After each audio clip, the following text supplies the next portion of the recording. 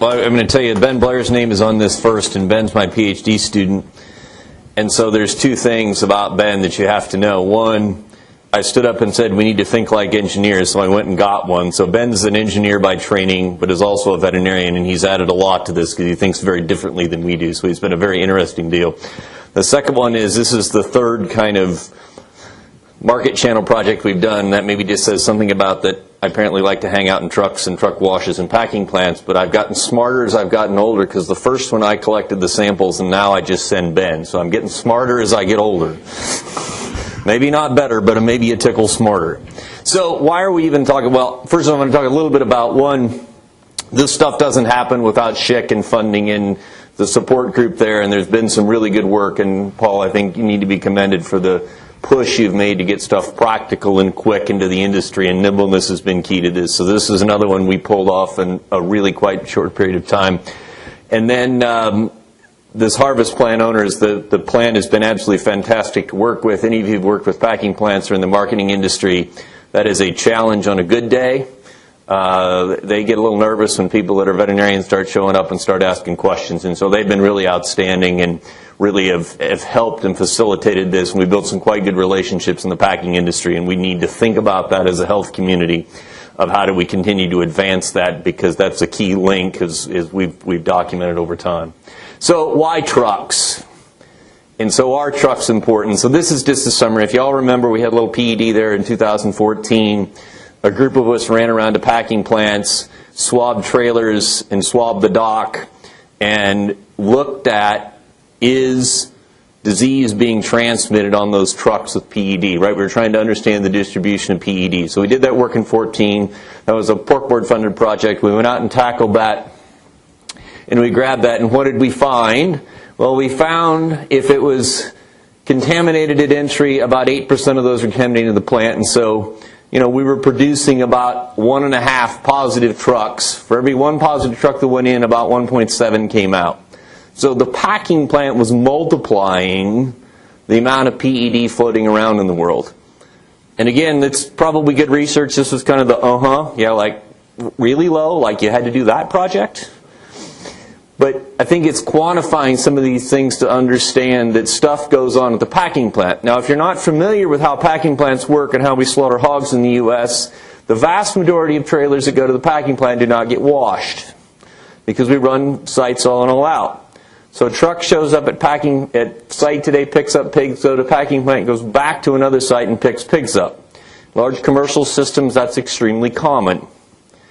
The problem is that we'd all like to think we know who we're hauling our markets every day. That's also not true, because most of that's subcontracted. So Johnny Trucker is scheduled to pick up from Company 1 pigs, but Johnny Trucker doesn't have enough trucks today, so he calls Susie Trucker and has Susie Trucker sub that load for him so those pigs get to town.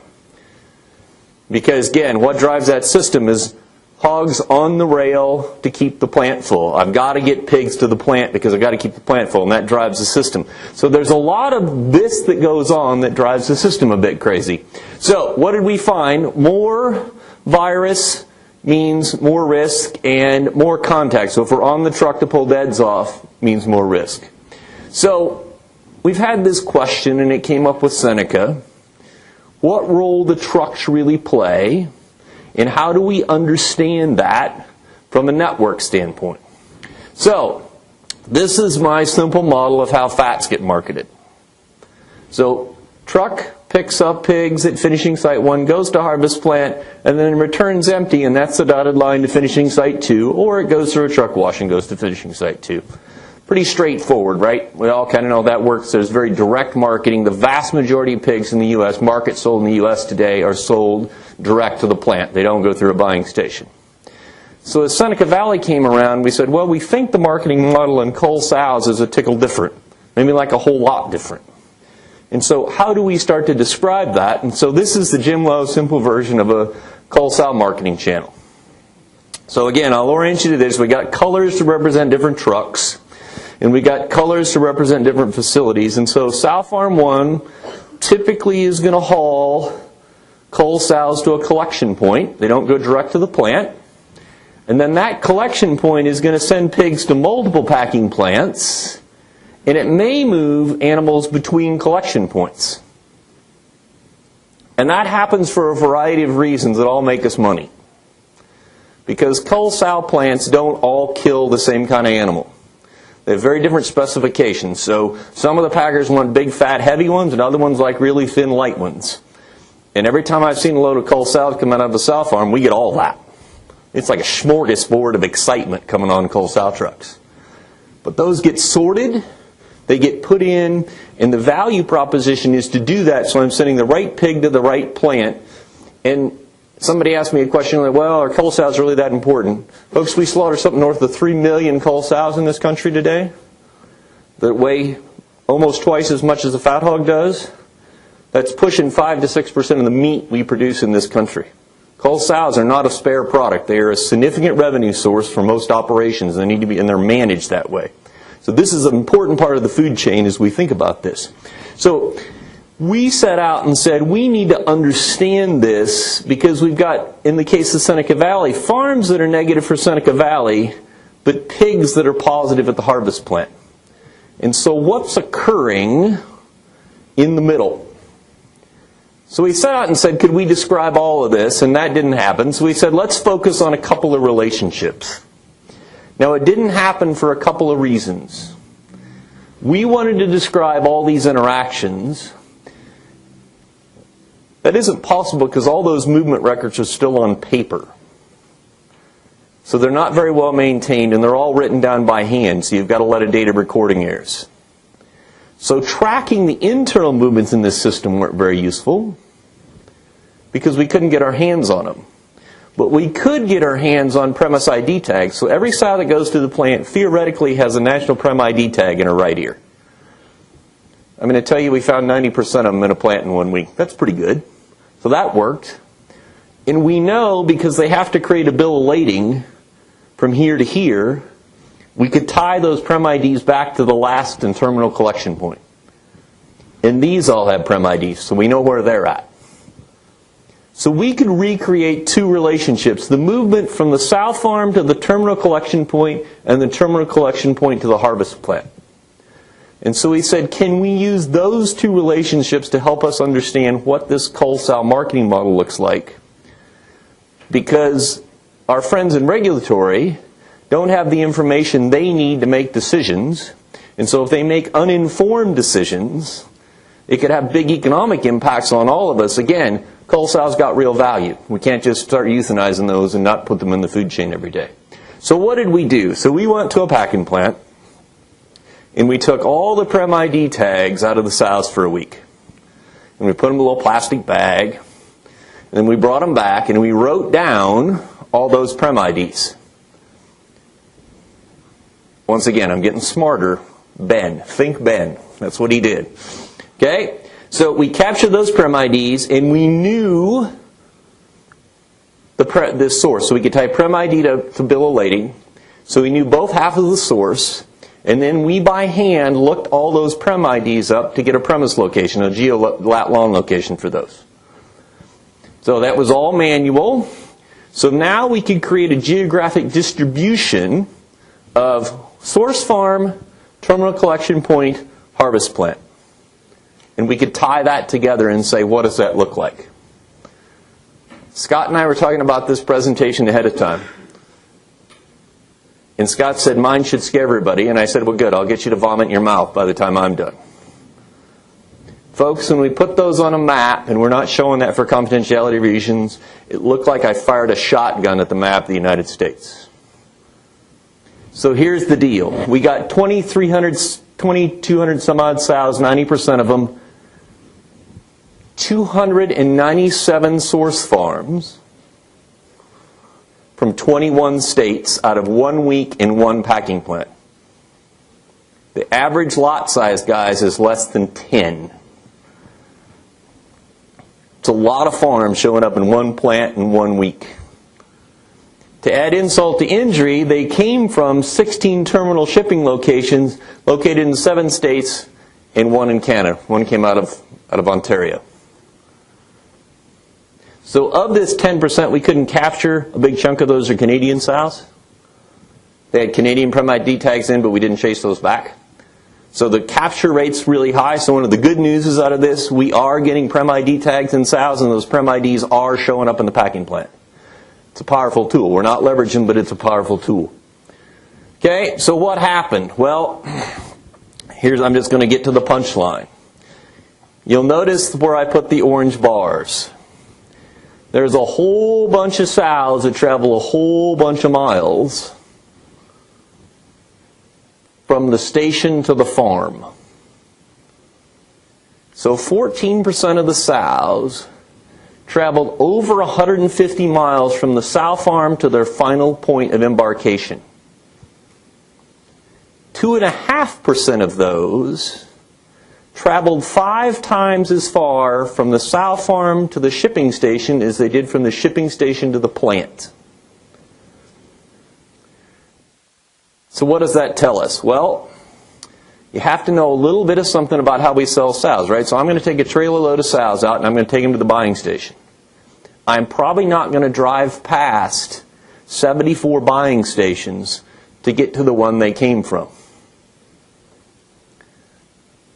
Those sows went to a local buying station and then have been passed around in the system. So if we just look at this 1 week's data, somewhere between 2.5% and 14% of these sows likely were passed around within and between buying stations before they got to market. Now, why does that happen? It happens because, one, when we sell sows, we just want to sell sows on Tuesday, because that's when I got a truck and I'm going to haul them out on Tuesday because I got to meet a biosecurity schedule. And that works for the sow farm, but guess what? The packer wants to kill the same number of sows every day. And the problem is 25 of us want to sell cull sows on Tuesday because we don't wean them, and that's an easy day to load culls out.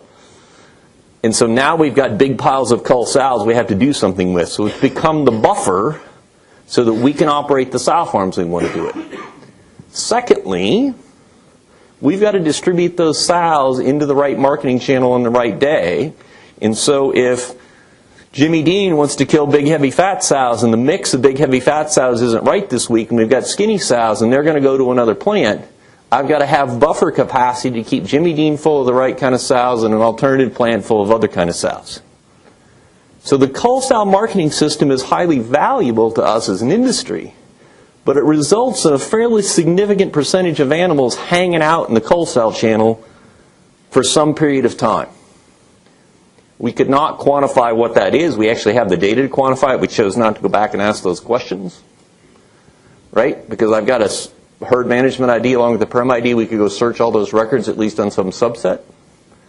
We've chosen not to do that, but we move sows all over the place all the time. So what did we learn? One, we can do this.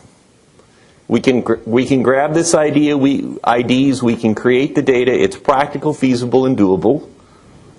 Two, we got most of the sows appear to have a pretty direct route to market. But a big chunk of them don't. They're in the marketing channel quite a while. And if we think about the implications of that, and we're seeing that with SBV, we get animals that are negative at the farm and positive at the packing plant. And then those trucks kind of roam around, right? And if we think about FMD, you know what else goes on cull sow trucks is cull cows and occasionally fat cattle and feeder steers, because I don't want to backhaul. I don't want an empty backhaul. So I'll bring cull sows to a plant in the Midwest, and I'm going to turn around and load up feeder cattle and take them back west, or vice versa, because those kind of trailers can haul the same thing.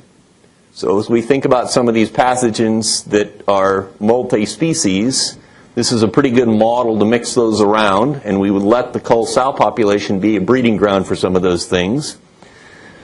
And so we've got some work to do. Now, there's a lot of limitations to this data. One, it is 1 week in one plant. Do not overinterpret it. This is a proof of concept study, basically. Could we go get the data? We know, based on discussions with our friends in the cull sow industry, the movement patterns, the amount of sows, and the time those sows spend in the channel is highly seasonal dependent. This data was collected in May. May data doesn't look like July data, doesn't look like December data. Packing plant 1 probably does not look like packing plant 2, does not look like packing plant 3. Now, do I think they're really that different? No, I think the general message is going to be the same. But saying it's this percentage that are moving around, we don't have that data yet today. We know it's there, but we need to quantify that, we need to describe that better, and we need to move that forward.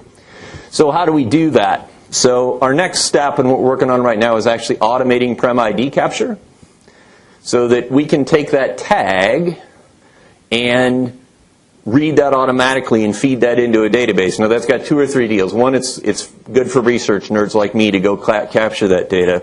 But it would be good for our friends on the regulatory side to do tracebacks, because now I can capture that data quickly. So we ran into a guy working on another project. And Google, Google does Google Streets, and they drive around and they can tell you where all the houses are at. There's a bit of an API, a bit of code that they wrote to pick out the house number from a video when they take those still shots driving up and down the street. So they can identify in that picture where is the house number, and then use optical character recognition to pull the house number up. Well, whether you like or hate Google, they make most of their stuff freely available. So that bit of code is available for anybody to use. And so we've actually, the smart dudes, the nerds, have pulled that out. So what can we do? So we can take a picture, and we beta tested this, and this is the work from beta testing. So we can take a tag, we can take an image of a tag, it gets converted this black and white image, and then because this looks the same all the time, it actually finds the shield, and then it reads to the right of the shield, so we can pull this number out, and then it just converts it with simple text recognition software. So that works, and it didn't take them very long to figure it out. We can do that today. We're working through the hardware to automate that, and the question is, do we do that at the time of the stick where they're hanging upside down, or they're working now, can we do it in an alley while they're walking past so we could get them actually coming off the truck so we know who's coming into the plant today? So we got engineers working on that. They're going to move that forward. We'd anticipate in the next 3 to 4 weeks. We beta tested 2 or 3 cameras, and it takes more patience than I have to get that stuff figured out. But we'll get that moved forward. So that's really the next step. So we can go back now and say, let's go look at 10 plants over 10 or 12 weeks over a year period, so we can get some real quantification of this. So now when we talk to our friends in regulatory, hey, here's really what you're doing, and if you have a stop movement decision, here's the implications of that. Because one of the suggestions was, well, if we have an outbreak of SVV in Illinois, we're going to say you can't move sows out of Illinois, can't move cull sows out of Illinois. Well, this data would say, what difference does it make? They cross on average 3.5 state lines. Those sows likely probably didn't come from Illinois. So the slaughter basins are different. What's the movement's going to happen? What implication does that have economically on where we ended up moving animals? And I will continue to contend to this day, we don't get gold stars for being negative for disease. We get gold stars, we keep track with dollars.